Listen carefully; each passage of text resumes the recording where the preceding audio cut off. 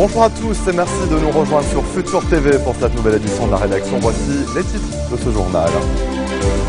Avec la première averse de la saison, le pays se noie sous les eaux et dans l'incompétence des officiels. Le tunnel menant à l'aéroport de Beyrouth, fermé pendant plusieurs heures en raison d'inondations, a été rouvert ce midi.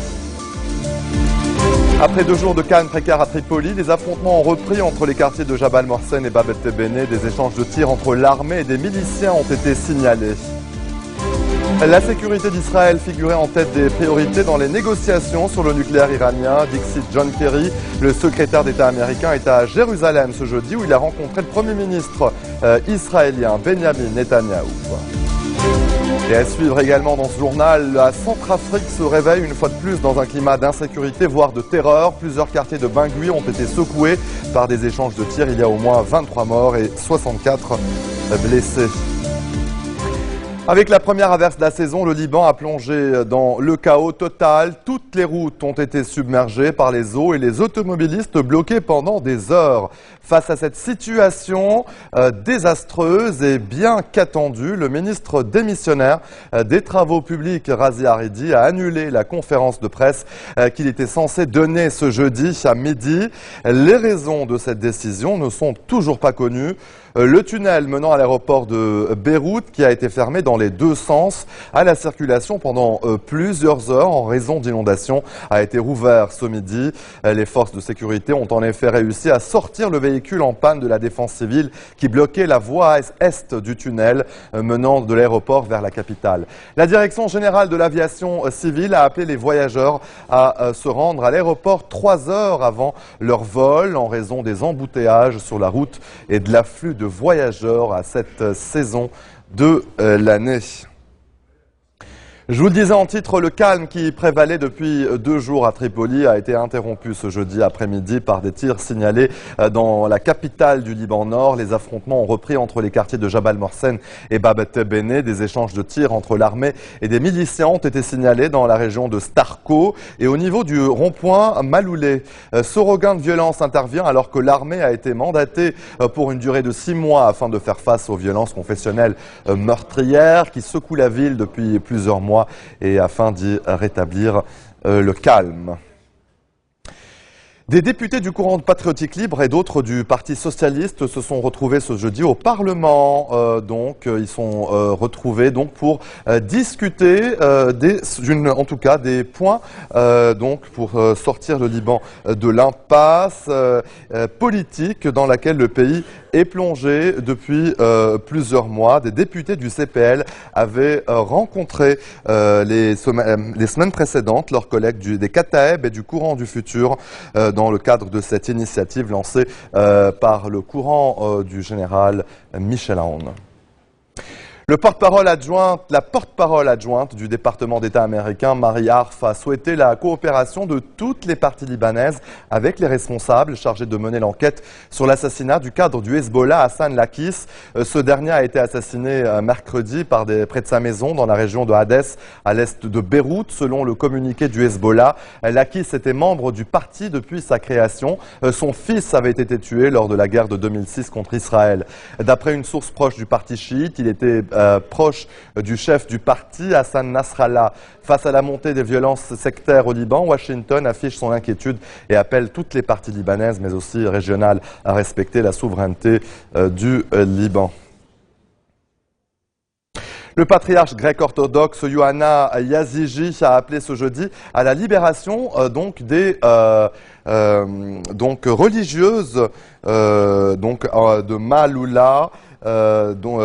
Ces religieuses détenues par des islamistes en Syrie. Le prélat appelle notamment la communauté internationale à intervenir en raison de la situation. Le patriarche a annulé sa tournée dans les pays du Golfe pour suivre l'affaire des religieuses.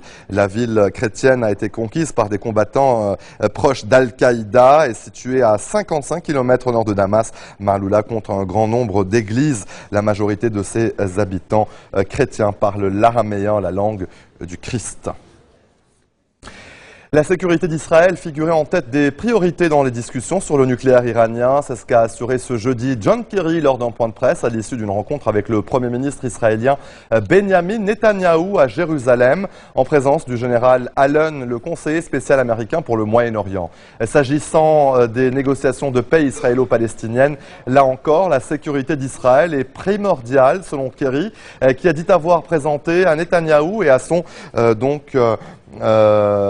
général, le général Allen, donc des idées justement pour avancer donc sur ce plan de sécurité pour Israël et donc le secrétaire d'État américain devrait rencontrer dans les prochaines heures le Premier ministre Netanyahou, donc pour la deuxième fois. Donc toujours à Jérusalem, et cette fois-ci pour discuter du processus de paix israélo-palestinien, un processus suspendu en novembre par les Palestiniens qui protestent contre la dégradation de la sécurité sur le terrain et la relance de la colonisation dans les territoires palestiniens. Allez, restez des nôtres au retour de la pause. Des milliers de personnes continuent de manifester à Kiev après la décision du gouvernement donc de ne pas signer un accord d'association avec l'UE.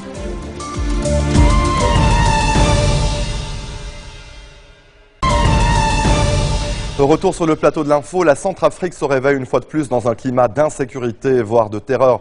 Plusieurs quartiers de la capitale ont été secoués au petit matin par des échanges de tirs. Il y a au moins 23 morts et 64 blessés.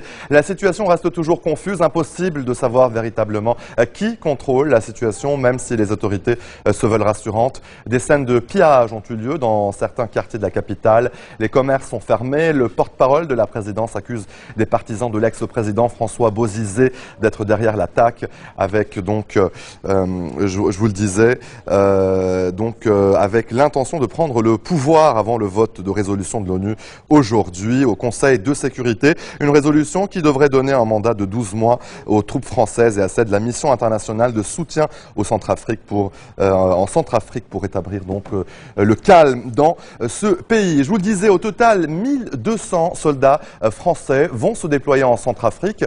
Invités ce matin de BFM TV, le ministre français des Affaires étrangères, Laurent Fabius, s'exprime sur le dossier. Qui sera ce week-end, probablement, parce qu'il faut que sur la résolution, elle sera adoptée. Oui, il y a eu un gros travail de fait, parce qu'au départ, oui, évidemment, il y a un travail de conviction, mais elle va être adoptée à l'unanimité, oui. Elle va être combien de soldats en tout ? Il est prévu, alors il y a 2500 Africains déjà, qui doivent monter à 3600, et les Français aujourd'hui étaient 400, ils sont 200 de plus, et on devra aller autour de 1200. 1200, à quelle échéance ? Ce week-end, le président de la République dit on y va. Les 1200 soldats seront présents sur le terrain dans les semaines qui viennent. Dès que le président de la République aura donné le top, les choses vont aller très vite. Vont aller très vite. Avant la fin de l'année, quoi. Avant la fin de l'année. Non, bien avant. Bien avant. Ouais. Les choses ont été préparées. Bien. Embargo sur les armes aussi, j'ai vu. Hein, embargo sur les armes. Commission d'enquête sur les droits de l'homme. Exactions, sur les exactions. Le rappeur tunisien Oued El-15 a été condamné ce jeudi à 4 mois de prison ferme pour atteinte aux bonnes mœurs et outrage à des fonctionnaires dans ses chansons. Le chanteur, de son vrai nom, Ala Yacoubi, a été immédiatement arrêté. La condamnation prévoit l'exécution immédiate de ce jugement. Le rappeur entretient des relations très tendues avec les forces de l'ordre. Il avait été condamné cette année à 2 ans de prison pour sa chanson « Les policiers sont des chiens », peine réduite en appel en juin à 6 mois avec sursis. Depuis quelques mois, les procès de rappeurs se sont multipliés en Tunisie. Près de 3 ans après la révolution, le gouvernement dirigé par les islamistes est régulièrement accusé de chercher à juguler la liberté d'expression acquise après le soulèvement. ما نشدوش كان جاب بابا اسمه بوسبيع نحب نتوب لحيل الدروب من المكتوب الحبس ما نشوفوش كنجيب ولد السيم جيبوك يا رئيس يا محامي يا بوليس يا مستشار كيما بكيت وبابا بوك ما شعل فيه النار غير الحومة قندهار الكاس Allez, en bref, dans le reste de l'actualité, des milliers de personnes continuent de manifester à Kiev après la décision du pouvoir de renoncer à signer un accord d'association avec l'UE pour se tourner vers la Russie. Ce jeudi, la capitale ukrainienne accueille une réunion ministérielle de l'OSCE, une réunion prévue de longue date, mais qui arrive donc dans un contexte particulier. Les chefs de la diplomatie allemande et russe notamment sont présents. L'opposition attend beaucoup de la diplomatie européenne, notamment l'ancienne chef du gouvernement emprisonnée, Yulia Tymoshenko, qui observe une grève de la faim en solidarité avec les manifestants depuis 12 jours. Elle appelle à des sanctions occidentales contre le président Viktor Yanukovych et sa fille. Après plusieurs semaines de crise politique et de manifestations antigouvernementales violentes, la tension est retombée d'un cran à Bangkok. L'opposition a marqué une pause dans sa mobilisation. Ce 5 décembre est en effet un jour extrêmement important pour les Thaïlandais. Toute la nation se rassemble pour fêter l'anniversaire du roi Bhumibol, qui est le plus ancien monarque en exercice dans le monde. Il fête aujourd'hui ses 86 ans. Le roi, qui ne s'est pas exprimé depuis 3 ans, a mis l'accent sur l'unité. Il a appelé les Thaïlandais à travailler ensemble pour la stabilité et la sécurité du pays. Allez, cette fois, en bref, dans le reste de l'actualité, le Premier ministre français Jean-Marc Ayrault effectue une visite officielle en Chine. Un voyage à la hauteur des ambitions de la France qui espère développer ses relations économiques et diplomatiques avec la Chine. Plusieurs parlementaires et des chefs d'entreprise, dont le patron d'EDF, font partie du voyage. Deuxième jour de la visite de Joe Biden en Chine, reçu par le Premier ministre Li Keqiang. Le vice-président américain a évoqué les différends qui opposent Washington à Pékin, la zone d'identification aérienne chinoise au-dessus d'un archipel disputé au Japon, mais aussi les récentes atteintes à la liberté de la presse en Chine. Joe Biden est arrivé donc il y a quelques heures en Corée du Sud. Un autre pays a contesté la zone donc aérienne chinoise. Un attentat suicide à la voiture piégée a visé ce matin le ministère de la Défense à Sanaa, la capitale du Yémen. Un premier bilan fait état d'au moins 20 morts, dont des assaillants. Cet attentat, qui n'a pas encore été revendiqué, intervient dans un contexte de crise économique et d'instabilité politique. Les soupçons se portent notamment sur les sécessionnistes du Sud, des activistes d'Al-Qaïda. Amnesty International a publié ce jeudi de nouvelles images satellites des camps de prisonniers en Corée du Nord et des témoignages d'anciens internés relatant sévices et exécutions.